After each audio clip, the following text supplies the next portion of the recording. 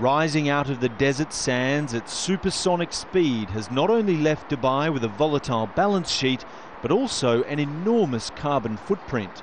The World Wildlife Fund's Living Planet report found the United Arab Emirates burns through more resources per person than anywhere else in the world, even the USA.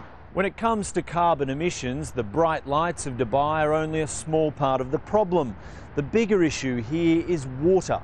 The UAE relies on desalinated seawater to keep these cities alive. Vast electricity networks snake across the desert to power the energy-intensive desalination process. While nobody can deny the need for drinking water, it's Dubai's other attractions that draw the harshest criticism. As world leaders in Copenhagen focus on sustainable living, critics say skiing inside shopping centres and living on man-made islands shaped like palm trees is far from sustainable. Sort of Palm and places like that, those are at sea level, and it only takes a tiny sort of rise in sea level, which is quite sort of conceivable in the next 10 to 20 years, and Dubai is going to go back into the desert because most of its developments will be underwater. Local newspapers aren't the only ones calling for change. Many want to save the planet, but their methods can seem a little misguided.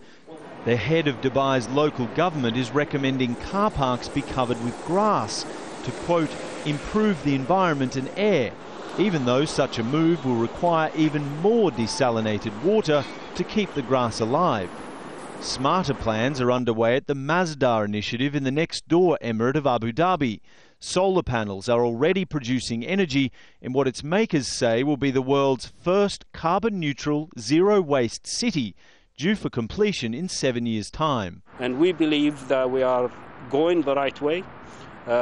We do believe that our growth is part of a global requirement, and we do believe also that our region do deserve to have at least this growth. We cannot always think of our region as a desert only.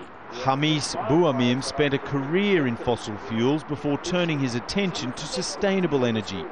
He agrees grass-covered car parks are not a good idea, and some of the criticism directed at the UAE is valid, but he wishes the developed world could better understand the challenges of living sustainably in a desert.